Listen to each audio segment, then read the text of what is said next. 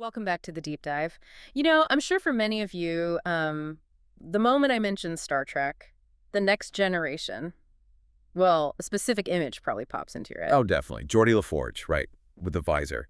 Instantly iconic. Exactly. Geordi LaForge and his distinctive visor, it felt like the ultimate science fiction, didn't it? You know, a piece of tech connecting directly to his brain, letting him see, well, see in ways we couldn't even imagine. Absolutely. It seemed like something centuries away, pure fantasy. But what if I told you that vision, that kind of human-tech integration, is actually rapidly becoming a concrete reality? It's happening much faster than I think most people realize. Right.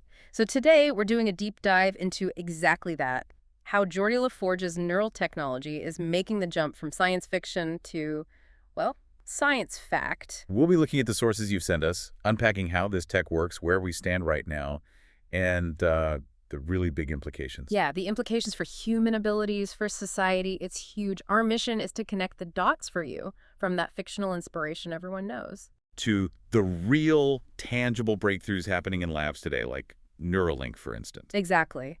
We want to help you understand what's genuinely on the horizon. And it's not just about, fixing disabilities anymore, is it? No, not at all. It's starting to look more like fundamentally expanding what it even means to be human. Okay, let's dive in. To really get a handle on where we're going, maybe we should start with the inspiration itself. Geordi. Makes sense. So Geordi LaForge, chief engineer on the Enterprise D, born blind. Right, but his blindness, it never seemed like a limitation in the show, did it? His visor wasn't just portrayed as an aid. No, it was more like an extension of his brilliance, part of Mhm. what made him such a great engineer. And the visor itself, I mean, it was a technological marvel in the story. It didn't just restore sight. Not normal sight, anyway. It sent electromagnetic data straight to his brain, bypassing his optical nerves. So it created like a whole new pathway for sensory input. Precisely. And that let him perceive way beyond the normal human visual spectrum. Infrared, ultraviolet. He could see energy fields, right? Structural integrity fields, atmospheric pressure changes, things like that. Yeah, giving him this incredibly unique perspective on the universe around him, a different way of seeing. And I think that's what's so powerful about his character, looking back at the sources. He wasn't just fixed by technology. No, exactly. That's the key insight. The tech didn't just bring him back to some baseline normal. It gave him a new mode of perception altogether. So the disability, in a way, became a catalyst. Yes, a catalyst for a novel kind of sensory intelligence. He gained this unique, powerful perspective. It really highlighted how tech could create, well, almost super abilities, not just compensate for a loss. It shifted the whole conversation from compensation to genuine augmentation. And empowerment. That's the feeling you get from Geordi. Okay, so that vision of empowerment, of tech creating new abilities, that takes us straight to the cutting edge today. Let's talk Neuralink. Right.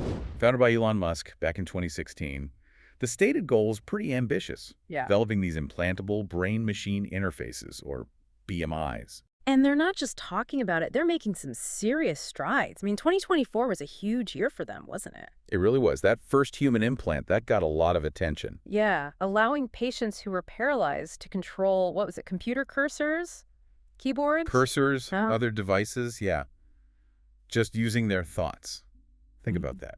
Direct brain-computer interaction. It's literally science fiction happening right now. Real-time control via thought. It's a massive step for basic control, definitely.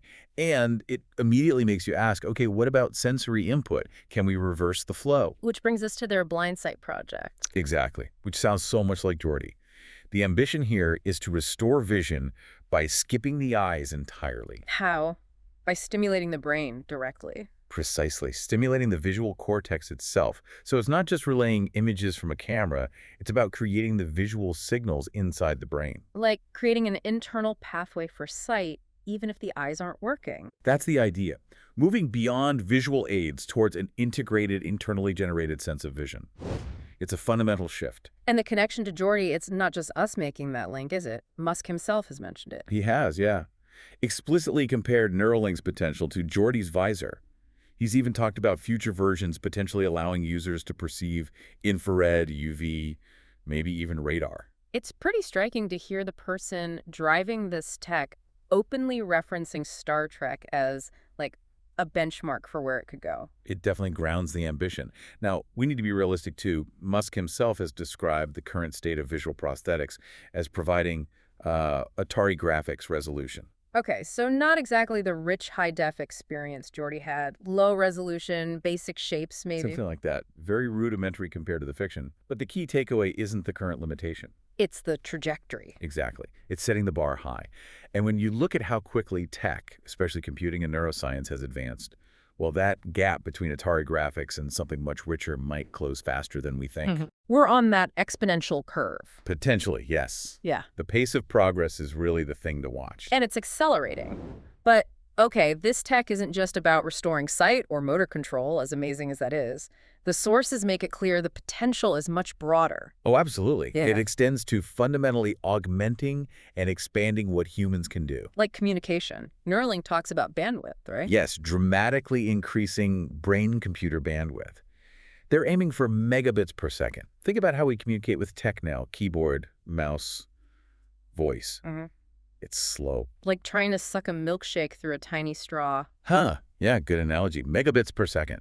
That could mean streaming complex thoughts, entire concepts, maybe even sensory data, not just basic commands. Direct thought transfer. That sounds intense. It opens the door to possibilities like that. Yeah. A kind of shared mental network, potentially. Wow. And then there's memory. The sources touch on that too. It's another huge area. The idea of digitally storing your memories, accessing them perfectly, maybe even sharing them. It sounds a bit like Geordi's neural recordings, where his experiences were logged. Very similar concept. Yeah. Imagine the implications for learning, for revisiting experiences, maybe sharing a skill directly. It changes our relationship with our own past, potentially. And with each other. Okay, so enhanced communication, memory augmentation. What else? Superhuman senses. That's definitely on the horizon, too. Direct sensory interfaces could let us perceive signals totally outside our normal biological range. Radio waves, magnetic fields. Things we currently need specialized instruments to even detect. Exactly. We could potentially just sense them. It wouldn't just be an enhancement, it would fundamentally change how we interact with the world. Developing entirely new senses. Right. Truly blurring those lines between human and machine intelligence. Just like Geordi's VISOR changed how he perceived everything. It's a lot to wrap your head around. And, Neuralink gets a lot of the press, but it's important to remember they're not the only ones working in this space. Definitely not. It's a vibrant field. You've got BrainGate, for example. Right. They've been around for a while, helping paralyzed individuals control robotic limbs, communicate. Yeah, some pretty impressive results there. Yeah. Patients typing just by thinking about the letters, giving people a voice back, essentially. Okay. Shows the precision that's already possible. And then there's Synchron's approach, which is fascinatingly And different. the stentrode, yeah. Delivered via blood vessels, which is incredible. Avoids the need for open brain surgery. But it still allows that direct neural control over devices. That's the claim. It shows there might be less invasive pathways to achieve similar results in the future. Different engineering solutions. And we also see AI getting mixed in now, right? AI neural interfaces. Yes, that's a powerful combination. Not just restoring function, but potentially enhancing cognition focus, processing speed, problem-solving assistance, making our minds work better, essentially. So lots of different angles, lots of progress, which inevitably brings us back to Geordi's story, but maybe in a different light. The ethical side. Absolutely. Because his journey wasn't all positive. The VISOR gave him amazing abilities, but it also cost him physical pain, marked him as different. And he had that choice later, didn't he? Between the visor and getting normal eye implants. He did, and he chose the VISOR. He valued his unique perspective, his enhanced abilities, over just fitting in or being normal. It highlights a really complex trade-off. A trade-off we're probably going to face in the real world very soon. We're already starting to, which leads to these tough ethical questions the sources raise, like data control. Right. Who owns your neural data? If thoughts, memories, sensations can be accessed, stored, could that lead to actual mind reading? It's a serious concern. Literal mind reading by companies, governments. The idea of mental privacy becomes critical. We're talking about your innermost thoughts potentially being vulnerable. That demands entirely new legal and ethical frameworks, surely, far beyond just protecting browsing history. Definitely. And then there's the societal impact. Will this tech create new inequalities? The enhancement gap. If only the wealthy can afford these upgrades. Exactly. Do we end up with a two-tiered society, an augmented elite with superior cognitive or sensory abilities, and everyone else at the biological baseline? That could fundamentally change society, opportunities, everything. It's a core debate in bioethics and transhumanism. It really is a potentially massive social divide based on access to cognitive enhancement. It's a pretty stark possibility. And finally, there's the question of human diversity. If we can fix every limitation, enhance every sense, do we lose something important? That's a deep philosophical question. If we optimize everything, standardize our minds and senses, do we risk losing the richness that comes from different perspectives, different ways of experiencing the world, even those shaped by what we currently call disabilities? What unique insights might get lost in that pursuit of perfection? It really makes you think. Hmm.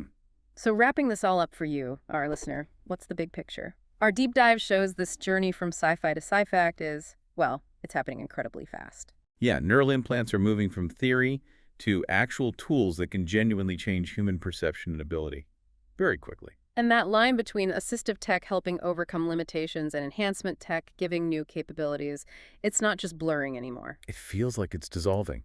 Like Geordi, people using these future technologies might experience the world in ways we can barely conceive of now. Redefining normal perception, normal cognition. Exactly. This journey is really just beginning, and we're all kind of participating in writing the next chapter, whether we realize it or not. So the final thought we want to leave you with is this.